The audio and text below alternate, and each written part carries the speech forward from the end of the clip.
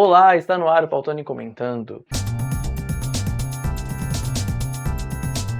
A escritora Vanessa Nascimento lançou o livro Todas as Vidas de Tati.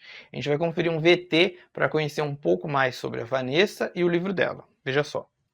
Vanessa Nascimento é pedagoga e publicou o livro Todas as Vidas de Tati. O livro retrata uma adolescente de 14 anos que é cobrada por engajamento em redes sociais e não por boas notas na escola. Vanessa vai trazer no livro questões acerca da saúde mental na adolescência e as relações familiares e o quanto isso impacta na vida da jovem Tati. Olá, meu nome é Vanessa, eu sou autora desse livro aqui, Todas as Vidas de Tati. Sou pedagoga, escritora, roteirista e atriz. Vou ler a sinopse do livro para vocês aqui. Quando viralizou como a sapateadora mais fofa do YouTube, nome que descreve o vídeo com mais de 70 milhões de visualizações, Tati experimentou o gostinho de ser uma criança famosa. E sua mãe, Stephanie, que tanto correu atrás da fama, finalmente conseguiu adentrar estúdios e corredores de programas de auditório. Com a chegada da adolescência, cobranças por um corpo padrão começam a sair do controle, adoecendo essa menina, antes tão alegre. O que Tati não imagina é que poderá contar com o apoio de pessoas que nem sabia que existiam, mas sempre fizeram questão de se fazerem presentes. É um livro que costumo dizer que é juvenil, mas para todas as idades. Isso quer dizer que a partir do momento que o jovem, a jovem principalmente, já consegue ler um livro sem figuras, já pode ler, mas não se restringe a essa idade, porque nós, mulheres mais maduras, também conseguimos nos identificar nas personagens daqui. E eu perguntei para a Vanessa qual foi o ponto de partida para esse livro dela. Vamos ver a resposta? O meu ponto de partida para escrever esse livro foi o pós-pandemia. Com o afrouxamento do confinamento, eu comecei a perceber que os jovens, e principalmente, de novo, as meninas, estavam com uma dificuldade tremenda de conversar ao vivo, olhando no olho. Elas tinham mais facilidade de interpretar uma personagem e falar com uma câmera do celular do que ser elas próprias conversando, sendo formadoras de opinião, ao invés de influenciadoras de maquiagem, de roupa, de sapato, de skincare. Então, eu comecei a perceber essa defasagem social mesmo.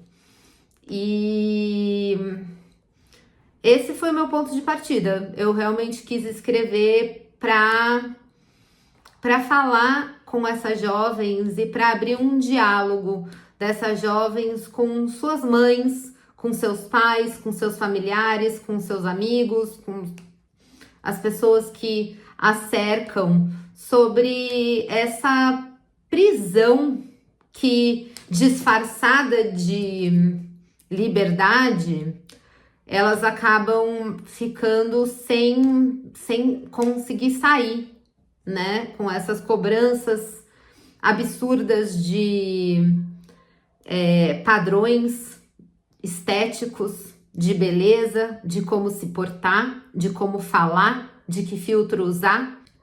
São assuntos que a gente precisa começar a falar com uma abertura que hoje em dia não está não está existindo. E eu também perguntei para a Vanessa quais são as expectativas dela em relação à recepção do público em relação ao livro. O meu maior esforço na hora de escrever esse livro foi que ele não se restringisse apenas a jovens, que ele falasse com mulheres de todas as idades, que nós como mulheres mais maduras, pudéssemos nos identificar com essas questões, apesar de trazer da realidade do livro, trazer um universo muito atual, que é o universo das redes sociais. A cobrança estética é uma coisa que a gente viveu. Eu vivi muito e tenho certeza que muitas mulheres leitoras também viveram e também vão poder se identificar. Então, a minha maior expectativa é que essa história abra um diálogo entre mulheres. Então, entre mães e filhas, principalmente mães e filhas, mas cuidadoras no geral e mulheres no geral, mulheres que se sentem aprisionadas por esse padrão de gênero que a gente vive, que a gente todo dia tenta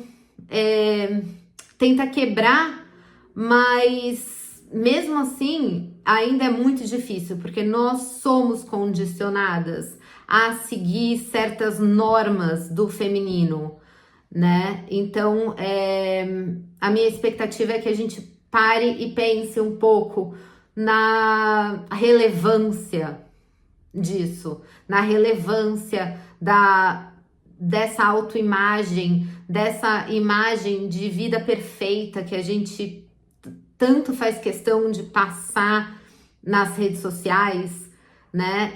A Vanessa é pedagoga e eu perguntei para ela sobre um caso, né? Porque recentemente um adolescente matou os pais porque ele foi proibido de usar o celular. E ela respondeu pra gente como ela vê isso, né, como pedagoga. Veja só a resposta dela.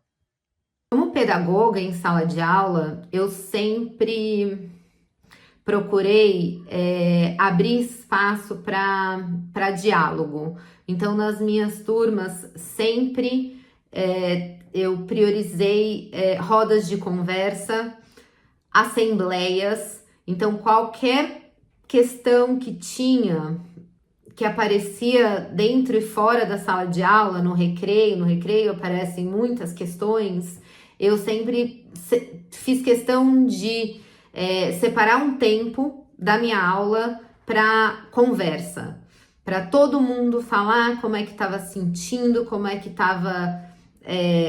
era a reação para alguma coisa que o outro fez.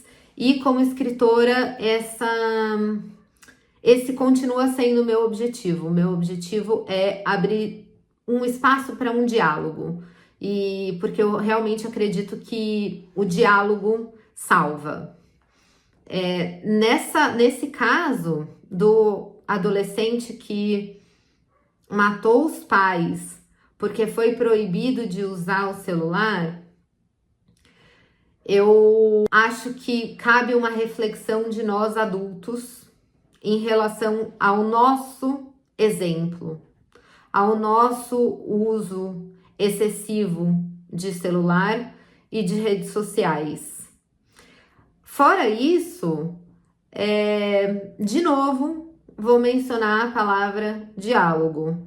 A gente tem preguiça de conversar com os jovens, com os adolescentes, mas eles estão precisando de conversa. Eles estão precisando do olho no olho. Eles estão precisando de alguém para segurar a mão deles e falar: tá tudo bem. Eles estão precisando de opções fora das telas, né? A gente fala muito sobre porque ele fica muito no celular, porque ela fica muito no celular. Mas quais opções estão sendo oferecidas para esses jovens? Isso cabe a nós, porque eles cresceram com as telas. Eles não sabem, eles não conhecem outra forma de entretenimento. Nós precisamos proporcionar isso a eles. Muito obrigada por esse espaço, por poder falar um pouquinho sobre esse tema, que é um tema tão urgente. A gente vai fazer agora um rápido intervalo, mas o Pautone Comentando volta já, então não sai daí.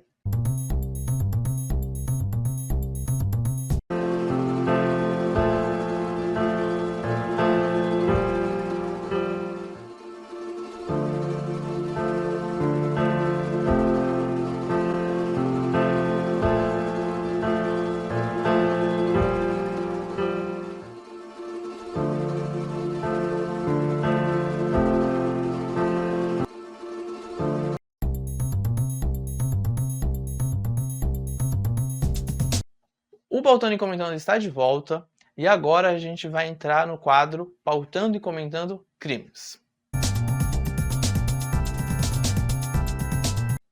E estamos aqui para o Pautando e Comentando Crimes. Eu já estou aqui com a Bárbara. Oi, Bárbara, tudo Oi, bem? Você já bem. participou de outros programas aqui e a gente Sim, vai falar sobre esse assunto.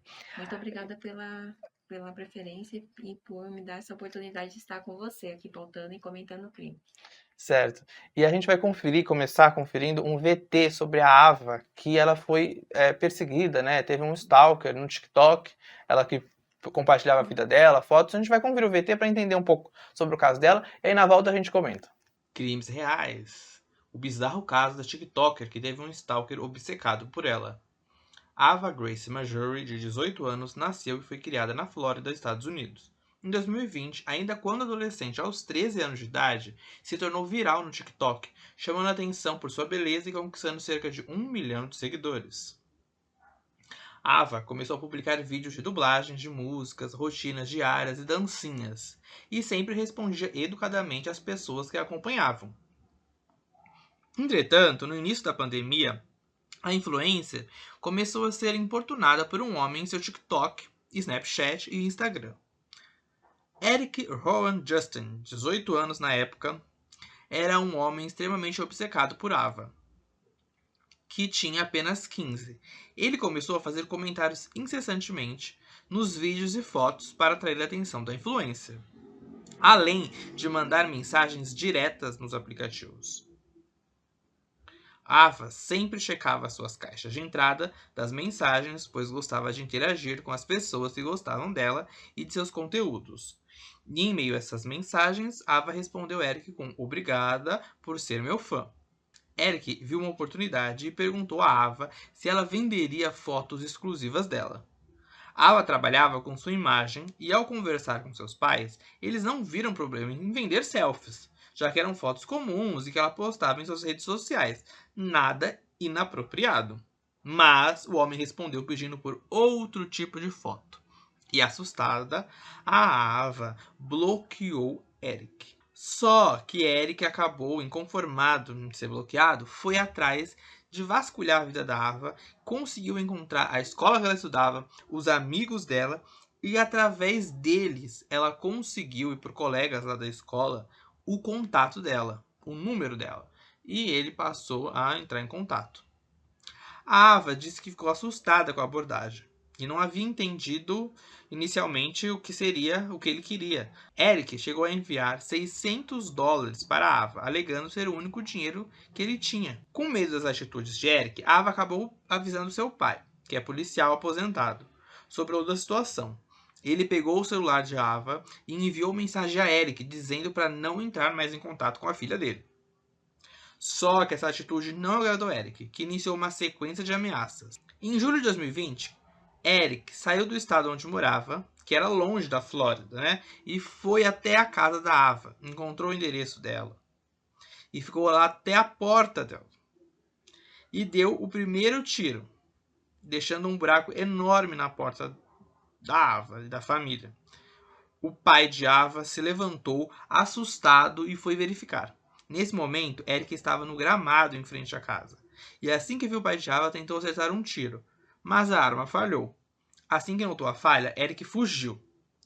A família de Ava estava dentro de casa e a mãe protegeu os filhos. Enquanto esperava pela chegada da polícia, o pai de Ava aguardava do lado de fora. Dessa vez, já preparado e armado. Porém, antes dos policiais chegarem, o Eric retornou à casa da Ava e deferiu um tiro. Só que antes dele deferir esse tiro, o pai de Ava deferiu um tiro, a qual atingiu Eric e o matou. Quando a polícia chegou ao local, os oficiais verificaram os pertences de Eric e encontraram 2 celulares com várias fotos de Ava. O pai de Ava foi julgado e determinaram que não seria acusado pela morte de Eric, pois havia agido em legítima defesa. Os pais de Ava permitiram que ela continuasse no TikTok, mas ela passou a estudar em casa. É polêmico, mas pelo menos o final foi positivo para ela, né, no Sim. caso. Como é que você vê isso? Como que eu vejo, esse crime, né, atualmente no Brasil está sendo tipificado que é o crime de perseguição, que está previsto no Código Penal no artigo 147-A. né? Ele tenta proteger, né, a liberdade da vítima, a questão emocional também, porque com essa perseguição, a vítima acaba sofrendo certos prejuízos emocionais, certo prejuízo com relação à sua liberdade, e por conta de, em razão de ter toda essa problemática, né, tá existindo muito em razão das redes sociais, um avanço, né, das pessoas postando e mostrando a vida que leva nas redes sociais, assim, um pouco aberta, e muitas pessoas ali observando e acabando a perseguir ou ter alguma atitude ruim, isso foi tipificado no Brasil, né?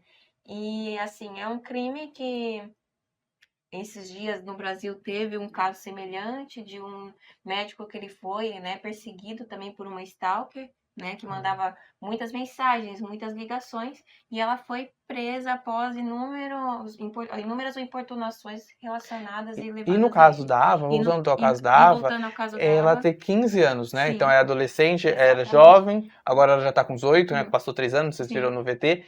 Mas Os pais, eu acho que até serve de um alerta para tomar sim, cuidado com essa exposição e de postar exatamente. tudo. De postar tudo, é um alerta para os pais que têm filhos jovens que estão nas redes sociais para ficarem de olho, porque muitas vezes essa perseguição pode levar a um homicídio, pode levar a outros crimes, né, em consequência disso, que às vezes dependendo da doença da pessoa que tem uma obsessividade relacionada a outra, né, tipo, olha com um olhar de obsessividade, de ficar ali investigando e ir até os locais que a pessoa trabalha, estuda, isso é muito perigoso para um jovem, né, para um adolescente que pode ser vítima de um crime mais cruel, ou um crime Sim, mais, né, de uma escala maior, né? No caso dela, não chegou a tanto, né?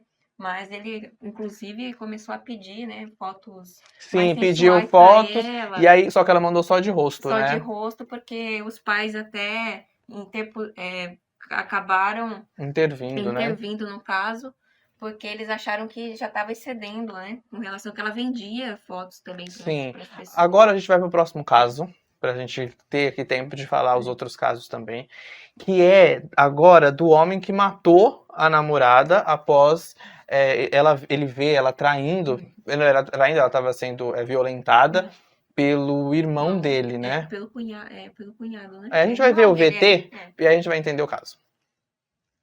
Mais um caso é postado aí no Twitter, crimes reais. O homem matou a namorada após ela ser abusada sexualmente pelo cunhado do namorado. A família dele disse que ele confundiu o estupro com traição. Isabela Miranda de Oliveira, universitária de 19 anos, namorava William Felipe de Oliveira Alves, de 21. No dia 3 de março de 2019, o casal foi um churrasco numa chácara em Franco da Rocha. Durante o evento, ela ingeriu um alto volume de bebidas alcoólicas e passou mal. Para que se recuperasse da embriaguez, suas amigas a levaram para dormir num quarto da casa. Contudo, enquanto dormia, o namorado da irmã de William, Leonardo da Silva, adentrou o local e abusou sexualmente de Isabela. Pouco tempo depois, seu namorado testemunhou o estupro. William, que foi ao quarto para ver como a namorada estava, se enfureceu ao ver a cena, pensando que se tratava de uma relação consensual. Então, ele espancou Isabela e Leonardo. Eventualmente, sua irmã, namorada do estuprador, também apareceu para auxiliar na surra. Segundo testemunhas, Isabela permaneceu inconsciente durante o espancamento. Em certo ponto, um dos presentes a socorreu, a levando para um banheiro e trancando no cômodo. No entanto, William ateou fogo em pedaços de plástico e os empurrou por debaixo da porta do banheiro. Em razão disso, os dois tiveram de deixar o local, correndo. Contudo, apenas o rapaz que o ajudou conseguiu escapar, enquanto Isabela, já acordada, corria. William jogou um colchão em chamas por cima dela, e ela foi esmagada e sofreu queimaduras em 80% do corpo. A polícia e o corpo de bombeiros foram chamados. Isabela foi socorrida ainda viva. Ela resistiu por mais alguns dias antes de morrer na madrugada do dia 7 daquele mês, 3 dias antes do que seria seu aniversário de 20 anos. Ela morreu por falência múltipla de órgãos. Morreu um pedaço nosso com ela. Vai ser muito difícil a gente juntar os caquinhos que espatifou demais, afirmou Luana de Oliveira, a tia de Isabela. William, que namorou a vítima por cerca de 1 ano, foi preso em flagrante e indiciado por feminicídio com emprego de meio cruel. Em setembro de 2019, William foi condenado em primeira instância a 21 anos e 7 meses de prisão. Leonardo, por sua vez, embora tenha afirmado que não sabia como acabou, deitado nu sobre uma pessoa inconsciente e embriagada, foi julgado por estupro de vulnerável. Leonardo foi condenado a 14 anos de prisão. Achei pouco por toda a bárbare que fizeram com ela. Pelo menos houve justiça e até que não demorou. Um crime desses não pode ficar impune, disse a tia de Isabela. Pesado, né, esse tema. O que você achou? Então, eu achei que o feminicídio, né, no Brasil tem aumentado cada vez mais e eu achei que foi um motivo fútil, né? Ainda que há posições doutrinárias que diz que os ciúmes, esse crime poderia falar que foi gerado pelos ciúmes, né? Mas tem posições doutrinárias que falam que os ciúmes não é apto totalmente para configurar o motivo fútil. Contudo, nesse caso, é apto a configurar o motivo fútil, sim, porque a futilidade que ele matou essa jovem em razão de uma traição que ele nem teve a confirmação, que ela estava sendo estuprada ali, que ela estava, né, sob efeito de álcool, inclusive a gente pode falar do estupro de vulnerável, Sim. né, porque no caso ela estava ali vulnerável e ela estava sob efeito de álcool.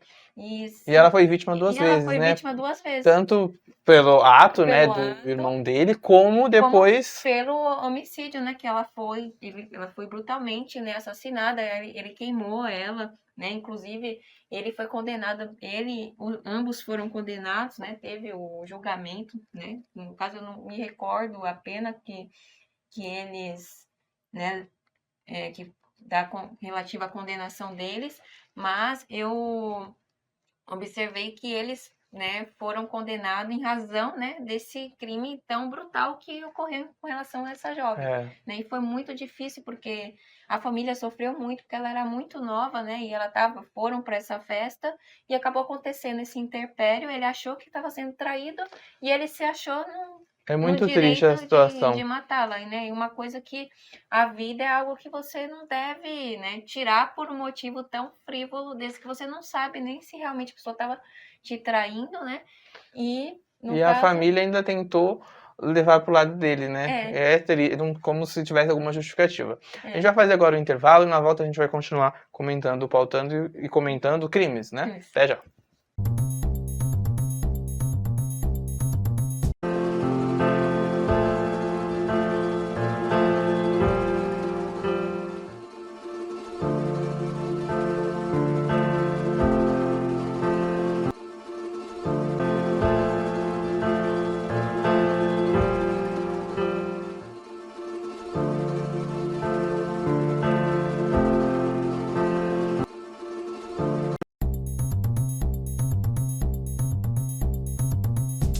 O Pautando e Comentando está de volta. E agora, nosso último comentário, nosso último crime aqui que a gente vai falar é sobre... Esse é bem pesado, a gente vai conferir o VT já, que é do menino da menina, né? Que foi violentada por um pastor. Por um pastor. Um pastor, ele violentou uma criança, né, de 6 anos, né? Vamos conferir o VT e entender o caso? Bora lá.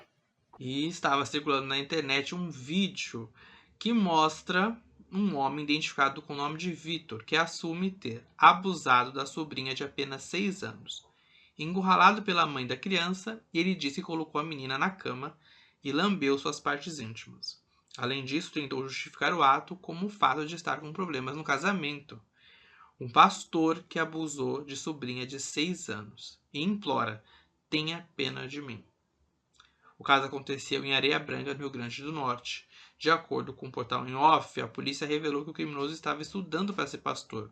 Outro detalhe que deixou todos indignados é que ainda na gravação, Vitor pede para que a mãe da vítima tenha pena dele. Eu tô passando por um problema no casamento. Não toquei nela. Não cheguei nem a me masturbar. Eu não marquei essa menina. Por favor, tenha pena de mim, declara. Na sequência, ele admite que fez. Eu peguei ela, coloquei na cama, peço perdão. Eu tentei acariciar na minha lascívia, mas eu não toquei nela. Diante de Deus, não penetrou nada, eu só lambi. Eu sou fraco.